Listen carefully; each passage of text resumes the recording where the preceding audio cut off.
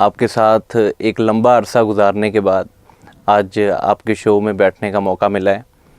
तो कुछ सवालात थे जो मेरे जहन में आ रहे थे और ये सवालात आम तौर पर और भी बहुत सारे यंग जनरेशन के जहन में आते हैं। रेडियो के हवाले से ख़ासकर आपने एक अच्छा टाइम रेडियो के साथ गुजारा है और आपकी बहुत अच्छा टाइम आपने रेडियो के साथ स्पेंड किया है और रेडियो पाकिस्तान से आपका सफ़र शुरू हुआ और आज आप माशाल्लाह जो है धमाल FM 94 के कंट्री हेड हैं। अगर मैं बात करूं यहाँ पे स्पेसिफ़िक लोगों की जिनको रेडियो में आने का बड़ा शौक़ होता है, तो अगर उस हवाले से मैं बात करूं तो मेरे जहन में बहुत सारे सवालात हैं। तो वो उनमें से चंद एक सवालात मैं आपसे आज के प्रोग्राम में करना चाहूँगा। तो सबसे पहला सवाल है कि रेडियो आरजे, इसका मतलब क्या होता है? बेसिकली देखें, ये आरजे ही है। DJ basically it's a disc jockey, जो कि आपको लाइव क्लब्स के अंदर मिक्सिंग करते हुए नज़र आ रहे होते हैं, तो उनको डीजे बोलते हैं। बट आरजे जो है बेसिकली आरजे की जो एब्रीविएशन है वो दो तरह से इस्तेमाल होती है, as a radio jockey. But अगर आप इसको बहुत सीरियसली देखें और अगर आप इसके एग्जैक्ट मीनिंग्स के अंदर जाएं तो ये है रेडियो जर्नलिज्म। आरजे का असल मतलब है रेडियो जर्नलिज्म। एक आरजे के लिए, यानी कि रेडियो आरजे के लिए किन किन चीज़ों की काबिलियत का होना ज़रूरी होता है? देखें, सबसे इम्पॉर्टेंट बात तो है कि आपकी डिलीवरी बहुत इम्पॉर्टेंट है। आप देखें, रेडियो एक ऐसी परफॉर्मेंस है जिसके अंदर कोई आपको देख नहीं रहा होता। बिल्कुल। और क्योंकि आपको कोई देख नहीं रहा होता तो आपको अपने अल्फाज के ज़रिए लोगों को हंसाना होता है, रुलाना होता है, या आपको उनको सोचने पे मजबूर करना होता है। टीवी में तो आपको ये एक मार्जिन होता है कि आपकी बॉडी लैंग्वेज होती है और उस बॉडी लैंग्वेज के साथ आप करतब दिखा के लोगों को हंसा सकते हैं, गमगीन होकर रुला सकते हैं। बट रेडियो के अंदर आपकी बॉडी लैंग्वेज नहीं है, आपके पास सिर्फ़ और सिर्फ एक ही चीज़ है और वो है आपके अल्फाज, उसकी अदायगी। इसके हवाले से इसमें बहुत सारी चीज़ें हैं जिनका ख्याल रखना बड़ा ज़रूरी होता है। आपको जैसे मैंने बताया कि डिलीवरी बड़ी इंपॉर्टेंट है और डिलीवरी के साथ साथ आपके लिए आपका तलफ़्फ़ुज़ का ठीक होना बहुत इंपॉर्टेंट है। मतलब दरख्त और दरख्त के दरमियान में आपको फ़र्क पता होना चाहिए, ठीक है। अहम और अहम के दरमियान में आपको फ़र्क पता होना चाहिए। तो फिर इसके बाद आपका जनरल नॉलेज, ठीक है। और जनरल नॉलेज भी आप अप टू डेट होने चाहिए अप्रॉक्सीमेटली हर चीज़ के हवाले से। वो करंट अफेयर भी है, वो आपकी हिस्ट्री भी है, ठीक है, वो आपकी सोशल नॉर्म्स हैं, कम्युनिटी इश्यूज़ हैं, पॉलिटिकल इश्यूज़ हैं। तो उन तमाम चीज़ों पे आपकी नज़र रहनी चाहिए, वो बड़ा इंपॉर्टेंट है। अच्छा, यहाँ पे ना एक सवाल है जो जब मैं रेडियो में नहीं था तो उससे पहले रेडियो सुना करता था, तो मेरे जहन में भी ये सवाल आता था कि जो आरजे प्रोग्राम कर रहा होता है, ये सारा प्रोग्राम जो है वो स्क्रिप्टेड होता होगा ना, जिसकी बिना पे वो प्रोग्राम कर रहा होता है, क्योंकि स्क्रिप्ट के बिना प्रोग्राम को कंडक्ट करना मेरा ख्याल है कि बहुत मुश्किल काम है। 2 घंटे के लिए बोलना, लोगों के सवालात के जवाबात देना, क्या ये मुश्किल काम नहीं है? हाँ, इट्स अ डिफ़िकल्ट टास्क कि आपके हाथ में कोई स्क्रिप्ट नहीं है और आप उस स्क्रिप्ट के बगैर लाइव जा रहे हैं और लोगों के साथ बातचीत कर रहे हैं। और हमने जो अपने असातिज़ा से सीखा है वो ये कहते हैं कि अगर एक सेकंड की भी आपकी पिन साइलेंस, किसी किस्म की भी साइलेंस आ गई है बीच में कोई, तो ये एक क्राइम समझा जाता है रेडियो इंडस्ट्री के अंदर। देखें, उसके लिए आपको पढ़ना पड़ता है। जैसे मैंने आपको पहले बताया कि आपको जनरल नॉलेज के ऊपर आपको किताबें पढ़नी होती हैं, ठीक है। आपको इर्द गिर्द के माहौल की ऑब्जर्वेशन लेनी होती है। अगर आप वो सारी चीज़ें नहीं कर सकते तो फिर आप बात नहीं कर सकते लोगों के साथ, आपके इंटरेक्शन हो नहीं सकती उस तरीके से। तो ये बहुत ज़रूरी है कि स्क्रिप्ट, असल में जब आप लाइव होते हैं तो बहुत कम लोग हैं जो स्क्रिप्ट को लाइवली पढ़ लेते हैं। वो हमेशा रीडिंग लगती है, आप में एक्सप्रेशन नहीं आता वो वाला। तो अगर आप चाहते हैं कि आप में एक्सप्रेशन है तो वो बात जो दिल की है वो जो निकलती है वही एक्सप्रेशन छोड़ती है। तो लिहाजा वो इम्पॉर्टेंट है कि अगर आप बगैर स्क्रिप्ट के करें तो ज़्यादा अच्छी बात है।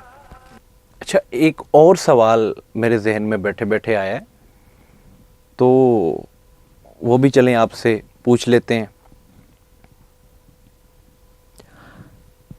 एक आरजे को किन बातों का ख्याल रखना चाहिए, प्रोग्राम करते हुए भी और प्रोग्राम से पहले भी? देखिए, प्रोग्राम से पहले होमवर्क बहुत ज़रूरी है। आपका होमवर्क होना बहुत ज़रूरी है कि आपने आज क्या करना है, क्या बात करनी है। अच्छा, कुछ शोज़ ऐसे होते हैं कि जिसके अंदर होमवर्क हो नहीं सकता, जैसे मेरा शो है, इसमें सवाल जवाब है। अब इसी वक्त सवाल जो आ रहा है मुझे उसका जवाब देना है, तो उसके लिए मुझे पढ़ना ज़्यादा पड़ता है, मुझे पढ़ाई ज़्यादा करनी पड़ती है, मुझे बुक्स के साथ जोड़ना पड़ता है। तो लेकिन अगर आप बग़ैर होमवर्क के आ गए हैं तो आप परफॉर्म नहीं कर सकते, आप बात नहीं कर सकते, और आप फिर बिल्कुल ही बौखलाए हुए रहेंगे और वो बात नहीं हो सकेगी। और ड्यूरिंग शो जिन चीज़ों का ख्याल रखना है वो बिल्कुल आप पायलट की तरह होते हैं। जैसे एक आजकल पायलट्स और वो काफ़ी चल रहा है, तो फाइटर जेट्स के हवाले से आपको बड़े नैरो सेकंड्स में डिसीजन लेना होता है कि आपको अपनी ट्रांसमिशन को किस तरफ लेके जाना है, आपने बात किस तरह से करनी है। तो अगर आप वो नहीं करेंगे तो उसका नतीजा ये निकलेगा कि आप कंफ्यूज हो जाएंगे और आप कहीं ना कहीं अपना जहाज दे मारेंगे। तो आप भी अभिनंदन बन जाएंगे। हाँ, अभिनंदन बन जाएंगे। हाँ, वो देखें, वो भी बगैर होमवर्क के आया ना, तो वो फिर उसके लिए उसको पता नहीं था कि वो जहाँ जा रहा है तो वो वहाँ पर उनका होमवर्क कितना कंप्लीट है। तो वो आपने अच्छी टर्म यूज़ की, अभिनंदन वाली। कई दफ़ा कुछ ऐसे एसएमएस आ जाते हैं कि जिन एसएमएस को आप फौरी तौर पे पढ़ रहे होते हैं, लेकिन आगे जाके उसके अंदर कुछ ऐसी बात होती है, वो कंट्रोवर्शियल हो सकती है, वो कोई मजहबी बात हो सकती है, वो कोई पॉलिटिकल बात हो सकती है। तो आपने उसको बड़े खूबसूरत तरीके से मोल्ड करना है ताकि आप वो पढ़ें भी ना और आप आगे बात को ले जाएँ। तो उसके लिए आपका प्रेजेंट रहना बहुत ज़रूरी है मेंटली तौर पर। अगर आप यहाँ पर हैं लेकिन आपका ध्यान ग्रॉसरी की तरफ है कि अच्छा मैंने घर जाके ये भी लेना है वो भी लेना है, तो आप फिर ब्लंडर्स करेंगे उसके अंदर। अच्छा, यहाँ पे जो है वो एक और सवाल है मेरा कि आपका प्रोग्राम तो अच्छा खासा जो है वो संजीदा प्रोग्राम है, सवालात जो हैं वो लोगों के आते हैं आपके पास और आप उसके आंसर करते हैं, और ये एक इस्लाही प्रोग्राम है। लेकिन मैंने देखा है, सुना भी है रेडियो पे, कुछ आरजेस जो होते हैं बड़े चंचल मिजाज के होते हैं। वो प्रोग्राम करते हुए जब वो ट्रैक की जानिब जाते हैं, ट्रैक लगाते हैं, ट्रैक के साथ वो फिर ट्रैक के साथ साथ उनका भी दिल ललचाता है कि वो भी साथ जो है ना वो ट्रैक गुनगुनाएं। यार, ये इट्स अ क्राइम। अगर मुझे आप एज अ प्रोफेशनल ब्रॉडकास्टर मुझसे बात करेंगे ना, तो ये एक क्राइम है। देखें, अगर इब्रारुल हक गा रहा है और अगर उसके ऊपर मैं गा रहा हूँ तो इसका मतलब है कि मुझे शक है इब्रारुल हक सही नहीं गा रहा। ठीक है, जवाद अहमद गा रहा है और अगर तो मैं उससे बेहतर गा सकता हूँ तो फिर मुझे चाहिए कि मैं अपना रिकॉर्ड करवाऊँ स्टूडियो में और मैं फिर उसको प्ले करूँ। बट अगर आप मैं समझता हूँ कि ये इंसल्ट भी है। आप किसी सिंगर को अगर प्ले कर रहे हैं और लोग उसको अगर सुनना चाह रहे हैं तो फिर आप उसको सुनवाने दें। आप अपना बीच में वो एक पंजाबी में कहते हैं लुच ना तलें वो लुच फ्राई ना करें आप अपना, और अगर वो आप करेंगे तो वो गलत होगा, वो क्राइम है, मेरे नज़दीक ये क्राइम है। अच्छा, आपके पास भी जो है प्रोग्राम के दौरान मुख्तलिफ लोग सवाल करते होंगे कि आरजे बनने के लिए क्या आरजे बनूं और क्या करना चाहिए? देखें, ये हर एक का दिल करता है, बिल्कुल ऐसे ही है। किसी का दिल करता है मैं हीरो बनूं, हीरोइन बनूं, सेलिब्रिटी बनूं, प्राइम मिनिस्टर बनूं, ये होता है। ये आरजे बनने को भी लोगों का दिल करता है, लेकिन हर चीज़ की एक ट्रेनिंग है। अगर आप उस ट्रेनिंग से नहीं गुजरेंगे, मेरे पास ऐसे लोग आते हैं कई दफ़ा कि वो मुझे कहते हैं कि मैं गज़ल का शो करना चाहता हूँ। मैं कहता हूँ कि आप कौन से शायर को पढ़ते हैं? तो वो आगे से कहते हैं जी हमने मेहदी हसन को बहुत पढ़ा हुआ है।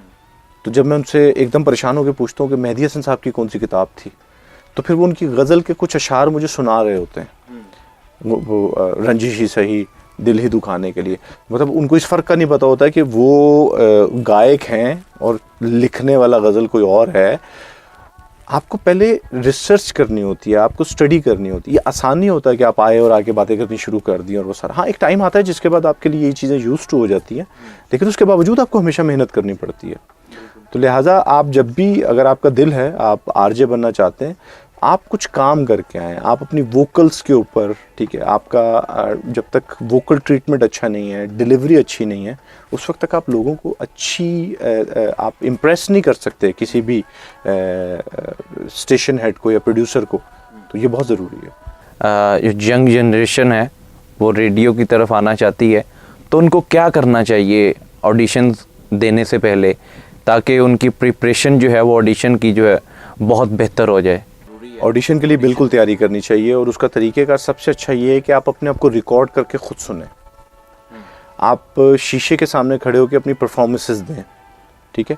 हमने जब ज्वाइन किया था तो उस वक्त हम लोग बाकायदा वॉकी टॉकी के ऊपर अपने आप को रिकॉर्ड किया करते थे, रिकॉर्ड करके सुनते थे, और हमारे अंदर भी बहुत सारी फम्बलिंग्स और चीज़ें हुआ करती थी, तो उनको हमने फिर उसके ज़रिए सुन के ख़ुद को क्रिटिसाइज़ करके बेहतर किया था। तो वो बहुत ज़रूरी है। अगर आप वो प्रैक्टिस से नहीं गुजरे, देखिए ना एक सिंगर है, वो जब तक रियाज नहीं करेगा तो वो अलाप नहीं उस तरह से कर सकता, वो उन सुरों को उस तरह से टच नहीं कर सकता, तो उसके लिए वो प्रैक्टिस करता है।